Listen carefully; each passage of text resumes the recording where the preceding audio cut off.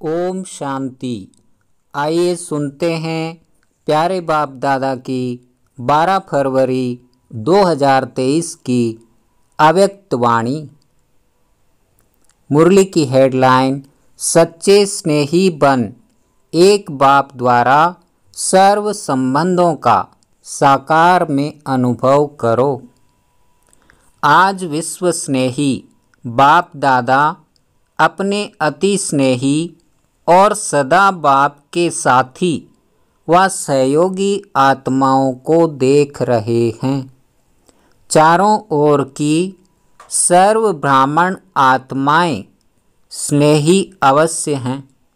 स्नेह ने ब्राह्मण जीवन में परिवर्तन किया है। फिर भी स्नेही 3 प्रकार के हैं। एक हैं स्नेह करने वाले, दूसरे हैं स्नेह निभाने वाले और तीसरे हैं स्नेह में समाये हुए। समाना अर्थात समान बनना। स्नेह करने वाले कभी स्नेह करते हैं, लेकिन करते करते कभी स्नेह टूट जाता है, कभी जुट जाता है। इसलिए समय प्रति समय स्नेह जोड़ने में पुरुषार्थ करना पड़ता है, क्योंकि बाप के साथ साथ और कहाँ भी स्नेह, चाहे व्यक्ति से चाहे प्रकृति के साधनों से, कहाँ भी संकल्प मात्र भी स्नेह जुटा हुआ है तो बाप से स्नेह करने वालों की लिस्ट में आ जाते हैं। स्नेह की निशानी है बिना कोई मेहनत के स्नेही के तरफ स्नेह स्वतः ही जाता है।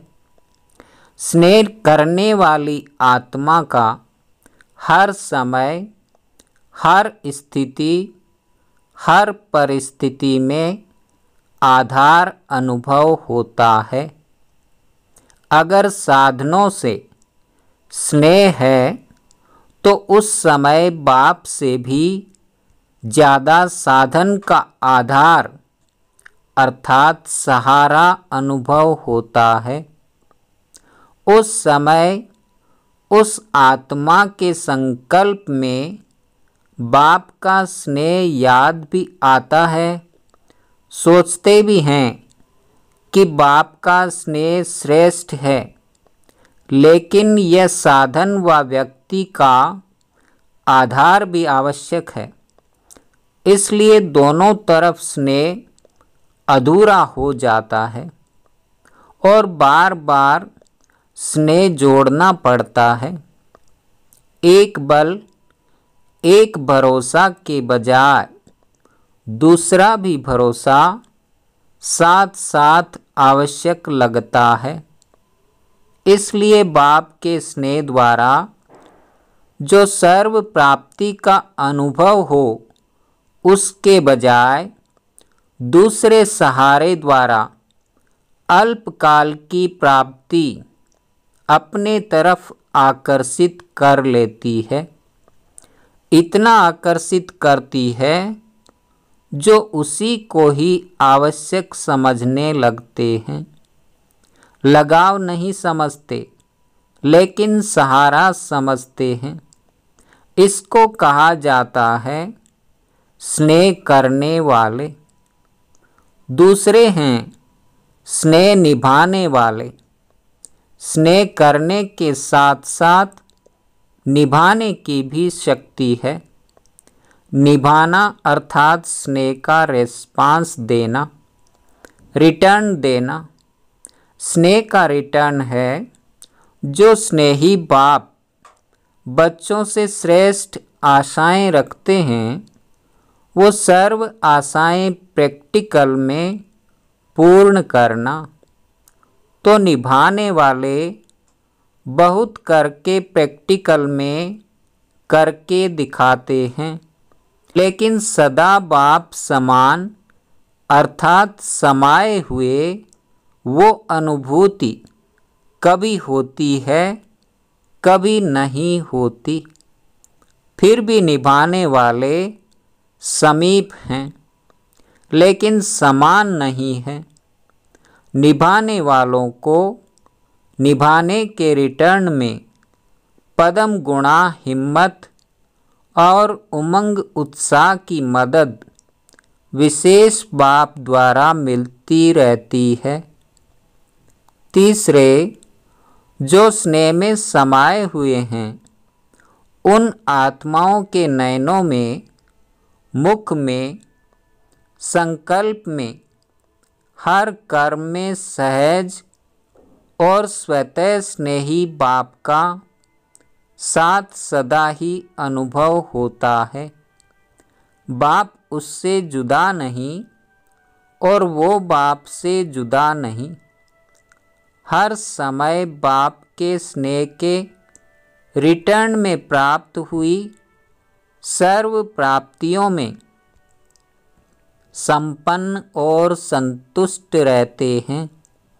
इसलिए और किसी भी प्रकार का सहारा उन्हों को आकर्षित नहीं कर सकता, क्योंकि कोई न कोई अल्पकाल की प्राप्ति की आवश्यकता किसी और को सहारा बनाती है, अर्थात संपूर्ण स्नेह में अंतर डालती है। स्नेह में समाई हुई आत्माएं सदा सर्व प्राप्ति संपन्न होने के कारण सहज ही एक बाप दूसरा न कोई इस अनुभूति में रहती हैं। तो स्नेही सभी हैं, लेकिन 3 प्रकार के हैं। अब अपने से पूछो, मैं कौन? अपने को तो जान सकते हैं ना। स्नेही हैं, तभी स्नेह के कारण ब्राह्मण जीवन में चल रहे हो, लेकिन स्नेह के साथ निभाने की शक्ति इसमें नंबरवार बन जाते हैं। स्नेह के साथ शक्ति भी आवश्यक है। जिसमें स्नेह और शक्ति दोनों का बैलेंस है, वही बाप समान बनता है। ऐसे समाई हुई आत्माओं का अनुभव यही होगा। बाप के स्नेह से दूर होना यह मुश्किल है। समाना सहज है, दूर होना मुश्किल है, क्योंकि समाई हुई आत्माओं के लिए एक बाप ही संसार है। संसार में आकर्षित करने वाली 2 ही बातें हैं, एक व्यक्ति का संबंध और दूसरा भिन्न भिन्न वैभवों व साधनों द्वारा प्राप्ति होना। तो समाई हुई आत्मा के लिए सर्व संबंध के रस का अनुभव एक बाप द्वारा सदा ही होता है। सर्व प्राप्तियों का आधार एक बाप है, न कि वैभव व साधन। वैभव व साधन रचना है और बाप रचता है। जिसका आधार रचता है, उसको रचना द्वारा अल्पकाल के प्राप्ति का स्वप्न मात्र भी संकल्प नहीं हो सकता। बाप दादा को कभी कभी बच्चों की स्थिति को देख हंसी आती है, क्योंकि आश्चर्य तो कह नहीं सकते, फुल स्टॉप है। चलते चलते बीज को छोड़ टाल टालियों में आकर्षित हो जाते हैं। कोई आत्मा को आधार बना लेते हैं, कोई साधनों को आधार बना लेते हैं, क्योंकि बीज का रूप रंग शोभनीक नहीं होता और टाल टालियों का रूप रंग बड़ा शोभनीक होता है। देहधारी के संबंध का आधार देह भान में सहज अनुभव होता है और बाप का आधार देह भान से परे होने से अनुभव होता है। देह भान में आने की आदत तो है ही, न चाहते भी हो सकते हैं। इसलिए देहधारी के संबंध का आधार व सहारा सहज अनुभव होता है। समझते भी हैं कि ये ठीक नहीं है, फिर भी सहारा बना लेते हैं। बाप दादा देख देख मुस्कराते रहते हैं। उस समय की स्थिति हंसाने वाली होती है। जैसे आप लोग क्लासेज में व भाषणों में एक तोते की कहानी सुनाते हो। उसको मना किया कि नलके पर नहीं बैठो, लेकिन वो नलके पर बैठ करके बोल रहा था। ऐसे बच्चे भी उस समय मन में अपने आप से एक तरफ यही सोचते रहते कि एक बाप दूसरा न कोई। बार बार अपने आप से रिपीट भी करते रहते, लेकिन साथ साथ फिर यह भी सोचते कि स्थूल में तो सहारा चाहिए। तो उस समय हंसी आएगी ना, और उस समय फिर माया चांस लेती है।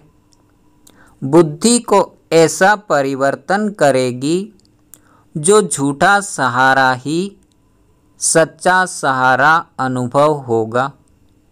जैसे आजकल झूठा सच्चे से भी अच्छा लगता है, ऐसे उस समय रॉन्ग राइट अनुभव होता है, और वो रॉन्ग बात झूठा सहारा उसको पक्का करने के लिए व झूठ को सच्चा साबित करने के लिए, जैसे कोई भी कमज़ोर स्थान होता है तो उसको मजबूत करने के लिए पिलर्स लगाए जाते हैं।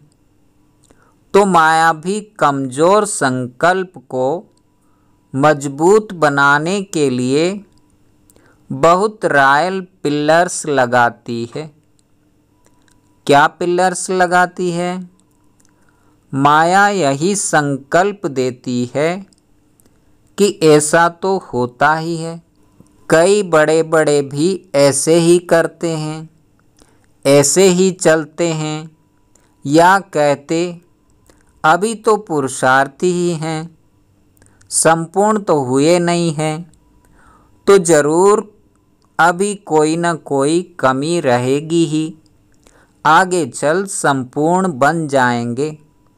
ऐसे ऐसे व्यर्थ संकल्प रूपी पिलर्स कमजोरी को मजबूत कर देते हैं। तो ऐसे पिलर्स का आधार नहीं लेना। समय आने पर यह आर्टिफिशियल पिलर्स धोखा दे देते हैं। सर्व संबंधों का सहारा एक बाप सदा रहे, यह अनुभव कम करते हो। इस सर्व संबंधों के अनुभव को बढ़ाओ। सर्व संबंधों की अनुभूति कम होने के कारण कहीं न कहीं अल्पकाल का संबंध जुट जाता है। स्थूल जीवन में भी स्थूल रूप का सहारा व हर परिस्थिति में स्थूल रूप का सहयोग देने वाला सहारा बाप है। यह अनुभव और बढ़ाओ। ऐसे नहीं कि बाप तो है ही सूक्ष्म में सहयोग देने वाला, निराकार है, आकार है, साकार तो है नहीं, लेकिन हर संबंध को साकार रूप में अनुभव कर सकते हो। साकार स्वरूप में साथ का अनुभव कर सकते हो। इस अनुभूति को गहराई से समझो और स्वयं को इसमें मजबूत करो, तो व्यक्ति वैभव व साधन अपने तरफ आकर्षित नहीं करेंगे। साधनों को निमित्त मात्र कार्य में लाना व साक्षी हो सेवा प्रति कार्य में लगाना, ऐसी अनुभूति को बढ़ाओ, सहारा नहीं बनाओ, निमित्त मात्र हो। इसको कहा जाता है स्नेह में समाई हुई समान आत्मा। तो अपने से सोचना कि मैं कौन, समझा? अच्छा, सदा स्नेह में समाये हुए समान आत्माओं को, सदा एक बाप से सर्व संबंध का अनुभव करने वाली आत्माओं को, सदा एक बाप को आधार मूर्त सच्चा सहारा अनुभव करने वाली आत्माओं को, सदा सर्व प्राप्ति रचता बाप द्वारा अनुभव करने वाली आत्माओं को, सदा सहज स्वतः एक बल एक भरोसा अनुभव करने वाली सच्चे स्नेही आत्माओं को बाप दादा का याद प्यार और नमस्ते। दादियों से मुलाकात सदा समाये हुए हैं या याद करने की मेहनत करनी पड़ती है? सिवाय एक बाप के और कोई दिखाई नहीं देता। जब कहानियाँ सुनते हो तो हंसी आती है ना? कहानी जब तक चलती है तब तक समझ में नहीं आती, और जब कहानी समाप्त होती है तो सोचते हैं यह क्या हुआ, मैं थी या और कोई था? ऐसे भी सोचते हैं क्योंकि उस समय परवश होते हैं ना, तो परवश को अपना होश नहीं होता है। जब अपना होश आता है तो फिर आगे बढ़ने का जोश भी आता है।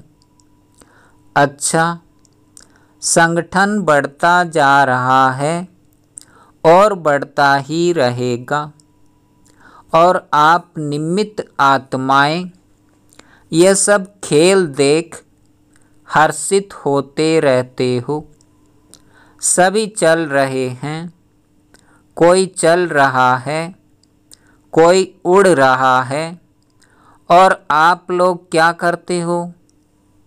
उड़ते उड़ते साथ में औरों को भी उड़ा रहे हो, क्योंकि रहमदिल बाप के रहमदिल आत्माएं बन गए तो रहम आता है ना?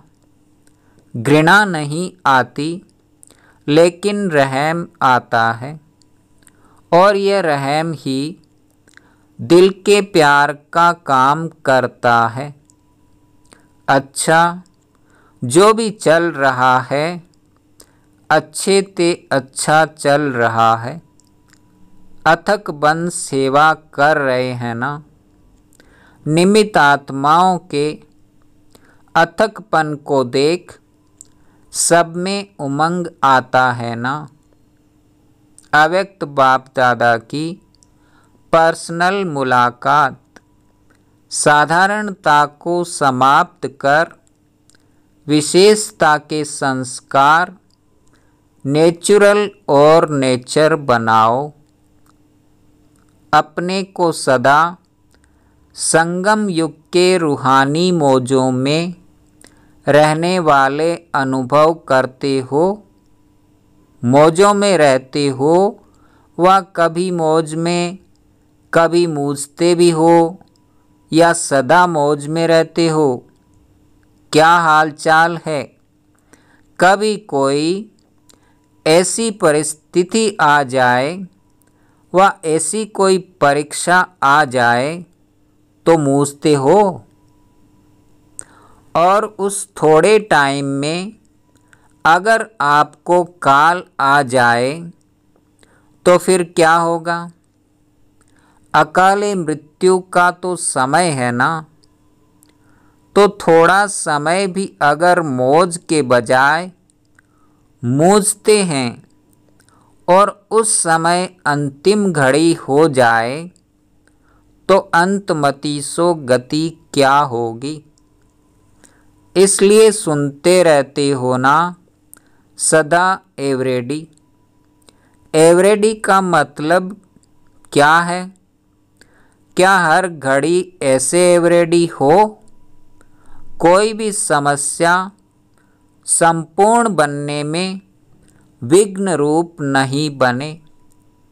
अंत अच्छी तो भविष्य आदि भी अच्छा होता है। तो एवरेडी का पाठ इसलिए पढ़ाया जा रहा है। ऐसे नहीं सोचो कि थोड़ा समय होता है, लेकिन थोड़ा समय भी 1 सेकंड भी धोखा दे सकता है। वैसे सोचते हैं ज़्यादा टाइम नहीं चलता, ऐसा 2-4 मिनट चलता है, लेकिन 1 सेकंड भी धोखा देने वाला हो सकता है। तो मिनट की तो बात ही नहीं सोचो, क्योंकि सबसे वैल्यूबल आत्माएं हो, अमूल्य हो। अमूल्य आत्माओं का कोई दुनिया वालों से मूल्य नहीं कर सकते। दुनिया वाले तो आप सबको साधारण समझेंगे, लेकिन आप साधारण नहीं हो, विशेष आत्माएं हो।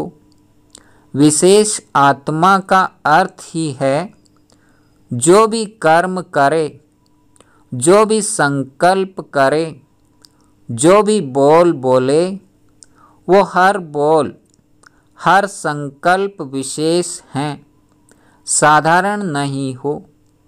समय भी साधारण रीति से नहीं जाए। हर सेकंड और हर संकल्प विशेष हो, इसको कहा जाता है विशेष आत्मा।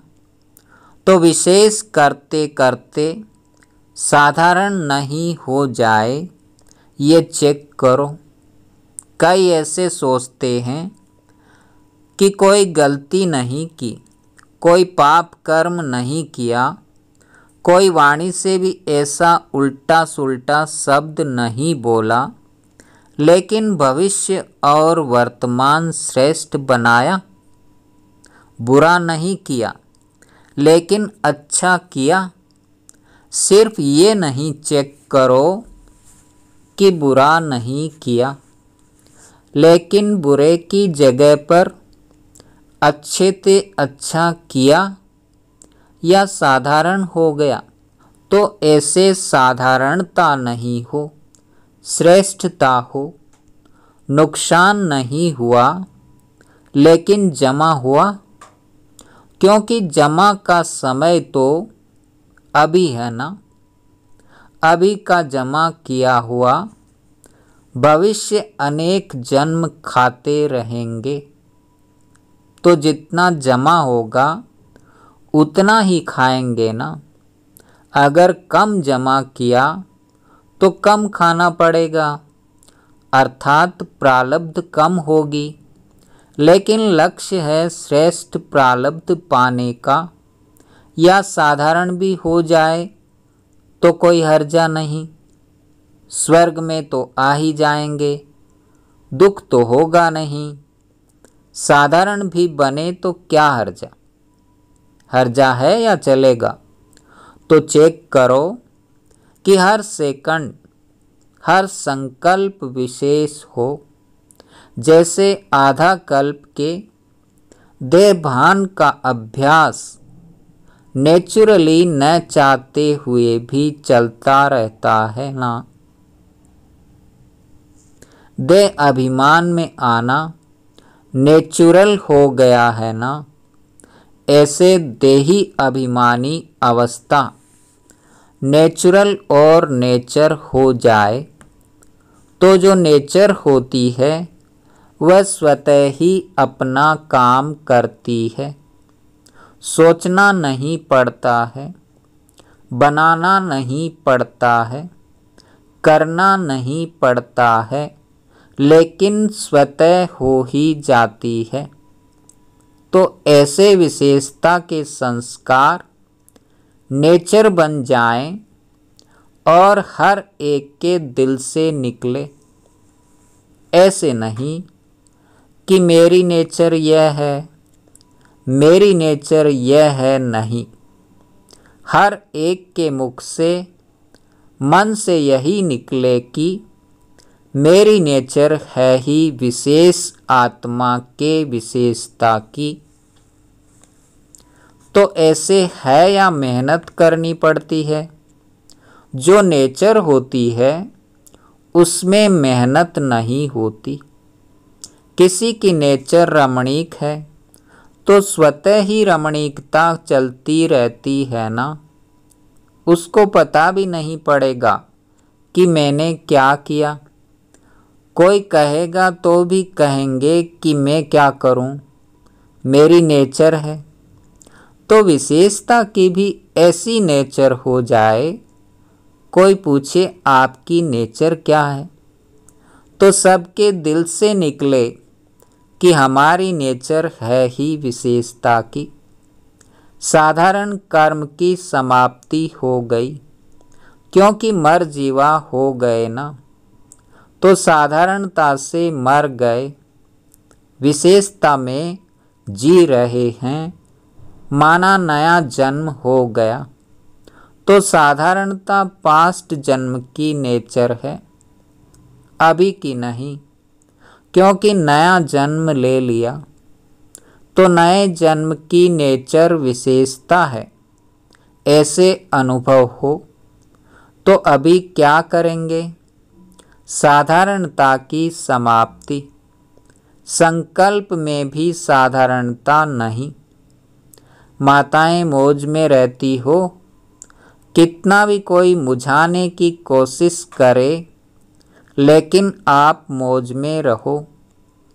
मुझाने वाला मूझ जाए, लेकिन आप नहीं मूझो, क्योंकि अज्ञानियों का काम है मुझाना और ज्ञानियों का काम है मौज में रहना। तो वो अपना काम करे और आप अपना काम करो, सदा मौज का अनुभव करो, तब तो फलक से कह सकेंगे। होंगे तब ही तो कह सकेंगे ना। जो होगा नहीं तो कह भी नहीं सकता। चैलेंज कर सकते हो, हम मूझने वाले नहीं हैं, क्योंकि विशेष आत्माएं हैं। क्या याद रखेंगे? मौज में रहने वाली विशेष आत्मा है। ऐसी हिम्मत वाले होना। हिम्मत वालों को मदद स्वतः ही मिलती है। अच्छा वरदान। सहज विधि द्वारा विधाता को अपना बनाने वाले सर्व भाग्य के खजानों से भरपूर भव। भाग्य विधाता को अपना बनाने की विधि है बाप और दादा दोनों के साथ संबंध। कई बच्चे कहते हैं हमारा तो डायरेक्ट निराकार से कनेक्शन है। साकार ने भी तो निराकार से पाया, हम भी उनसे सब कुछ पा लेंगे। लेकिन यह खंडित चाबी है। सिवाय ब्रह्मा कुमार कुमारी बनने के भाग्य बन नहीं सकता। साकार के बिना सर्व भाग्य के भंडारे का मालिक बन नहीं सकते, क्योंकि भाग्य विधाता भाग्य बांटते ही है ब्रह्मा द्वारा। तो विधि को जानकर सर्व भाग्य के खजानों से भरपूर बनो। स्लोगन है, स्वयं से, सेवा से, सर्व से संतुष्टता का सर्टिफिकेट लो, तब सिद्धि स्वरूप बनेंगे। ओम शांति, ओम शांति।